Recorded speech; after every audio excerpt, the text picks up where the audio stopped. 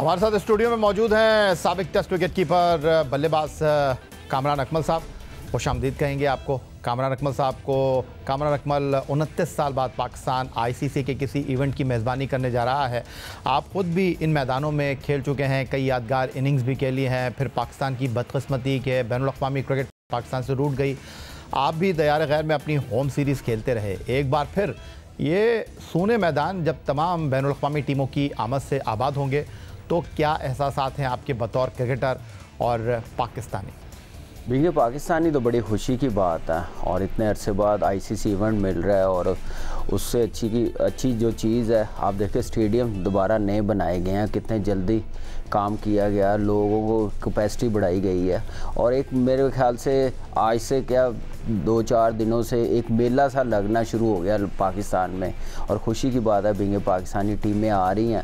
अगर full tournament होता, hybrid model ना होता तो और अच्छा होना था, लेकिन ये जितना भी होगा मेरे ख्याल से दुनिया देखेगी, ऐसी इंटरटेनमेंट होगी पाकिस्तान में और ऐसी क्वालिटी क्रिकेट होगी। That's wonderful. कामरान, आप पाकिस्तान क्रिकेट टीम के लिए वाइट बॉल क्रिकेट में बतौर ओपनर भी खेल चुके हैं।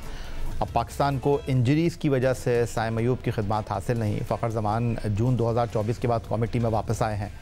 उनके साथ ओपन कौन करेगा, सिलेक्शन कमेटी भी इस बारे में कन्फ्यूजन का शिकार दिखाई दे रही है। सिलेक्टर असद शफीक का जो वीडियो बयान जारी हुआ उसके मुताबिक मैच से पहले देखा जाएगा कि फ़खर जमान के साथ बाबर आजम इनिंग का आगाज़ करेंगे या फिर सऊद शकील। आप ओपनर रहे हैं, एक ओपनर के लिए ऐसी सूरत हाल दुरुस्त रहती है कि उसे मालूम ही ना हो कि अगले मैच में वो किसके साथ ओपन करेगा या उसके साथ जो ओपन कर रहा है वो नीचे के नंबर पर खेलेगा? देखिए, बिल्कुल याहिया भाई, साइम का तो डेफिनेटली बहुत बड़ा लॉस है पूरे पाकिस्तान को, क्रिकेट को, और बड़ा मेन इवेंट था और एक कॉम्बिनेशन, एक कॉन्फिडेंस बिल्ड हो गया था टीम में। जैसी परफॉर्मेंस रिसेंटली ऑस्ट्रेलिया और साउथ अफ्रीका में करके आए, जिम्बाब्वे में करके आए हैं, बड़ी ओपनिंग ज़बरदस्त रही है। लेकिन अब ये नहीं हमें सोचना चाहिए कि साइम नहीं है तो कोई ओपनर नहीं है। मुझे लग रहा है कि आप अपना कॉम्बिनेशन ख़राब कर रहे हैं। बाबर से बेशक ओपन करवाएं, चाहे रिजवान से करवाएं, साउथ से करवाएं।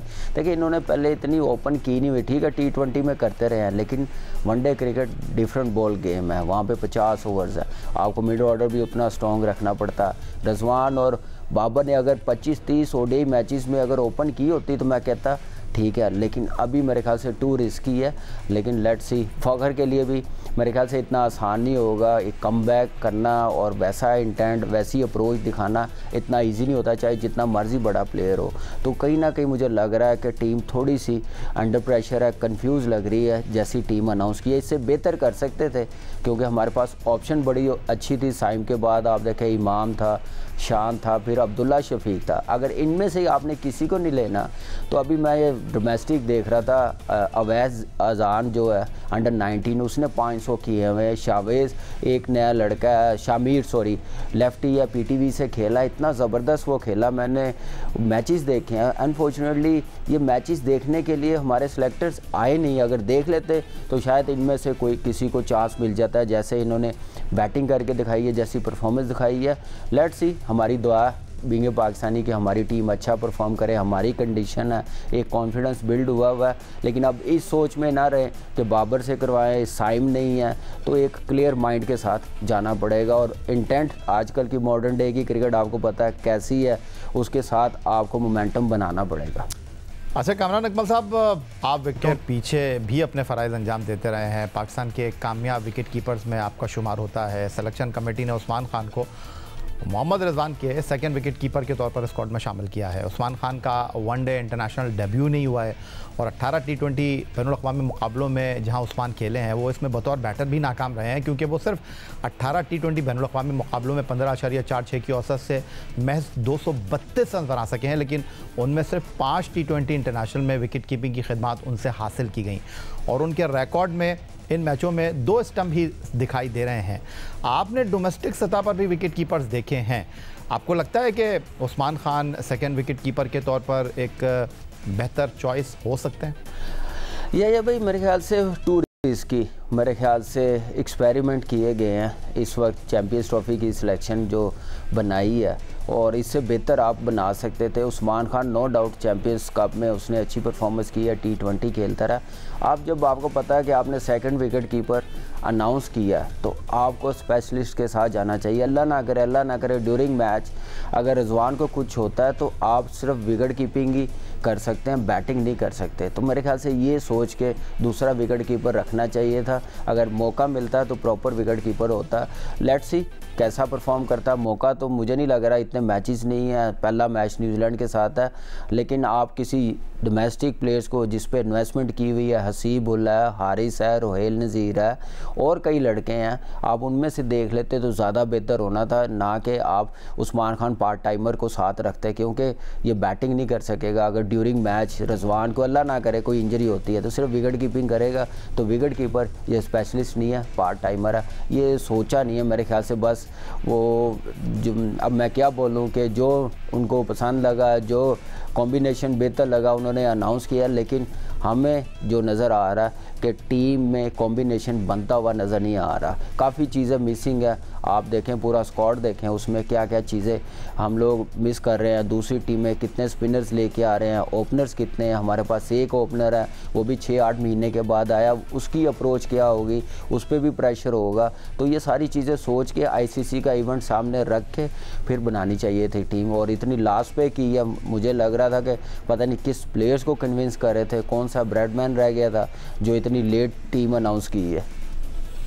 कामरान अकमल का एक वसी तजुर्बा है, अच्छा बुरा वक्त पाकिस्तान क्रिकेट में इन्होंने देखा है। तारीफ़ को भी इन्होंने जनाब गले लगाया है और तनकीद को भी सहा है, और पाकिस्तान क्रिकेट में ये सारी चीज़ें देखने वाले कामरान अकमल इस वक्त गनी गिलास के लिए डोमेस्टिक क्रिकेट में बतौर कोच खिदमत अंजाम दे रहे हैं। तो कामरान अकमल के बारे में हम ये कह सकते हैं कि कामरान अकमल क्रिकेट खुद ना सिर्फ खेले हैं बल्कि इस खेल के साथ एसोसिएट भी रहे हैं, और गुफ्तगू में भी आप अंदाज़ा कर सकते हैं कि अल्फाज का चुनाव इनका कोशिश करते हैं कि इस अंदाज में गुफ्तगू करें कि किसी की दिल आज़ारी ना हो। अच्छा कामरान अकमल साहब, अब इस मामले की तरफ आ जाते हैं जो इस वक्त सबसे ज़्यादा तनकीद की जद में है कि सिलेक्शन कमेटी ने ऑलराउंडर्स में सलमान अली आगा के साथ फ़हीम अशरफ और खुशदिल शाह का इंतखाब किया है। खुशदिल शाह और ख़ासकर फ़हीम अशरफ की शमूलियत को साबिक क्रिकेटर्स और मुबस्सिरीन ने आड़े हाथों लिया है। ऑलराउंडर खुशदिल शाह ने बांग्लादेश प्रीमियर लीग में ऑलराउंड कारकर्दगी की बदौलत तकरीबन 2.5 साल बाद कौमी टीम में वापसी की है। खुशदिल शाह BPL के 10 मुकाबलों में 59.60 की औसत से 298 रन बनाने में कामयाब रहे, और 28 ओवर करते हुए खुशदिल ने लीग में 17 खिलाड़ियों को आउट भी किया। ऑलराउंडर फ़हीम अशरफ की अगर हम बात कर लेते हैं तो पाकिस्तान के लिए 34 बैनुल अक़वामी मुकाबलों में 224 रन बनाने के साथ 26 विकेटें उनके क्रेडिट पर हैं। उन्हें बांग्लादेश प्रीमियर लीग में उम्दा परफॉर्मेंस के साथ शामिल करने की दूसरी वजह फास्ट बॉलर आमिर जमाल की गैर मयारी कारकर्दगी को करार दिया जा रहा है। फ़हीम अशरफ BPL के 11 मैचों में 20 विकेटों के हुसूल में कामयाब रहे और 102 रन भी उन्होंने स्कोर किए। इस सूरत हाल पर क्या कहना चाहेंगे आप? सिलेक्शन से मुतमईन हैं? सिलेक्शन कमेटी के इस फैसले को आप बैक करते हैं या आपकी कुछ और राय? देखिए, अब टीम तो अनाउंस हो गई है, लेकिन मैं आपको ये भी एक न्यूज़ दे दूं कि 12 तारीख से पहले चेंज हो सकती है। 11 फरवरी से पहले चेंज हो सकती है। देखिए, ये सारे लड़के बड़े अच्छे हैं, खेलते रहे हैं, लेकिन एक जो प्रोसेस होता है ना टीम बनाने का, ICC इवेंट को सामने रखते हुए आप 6 महीने 8 महीने आप बना के रख लेते हैं। दुनिया की टीमें तो साल 1.5 साल पहले बना के रख लेती हैं, लेकिन हम देखें कि एंड टाइम पे हमारी चेंजिंग कितनी आती है, हमें सरप्राइज़ कैसे दिखाए जाते हैं।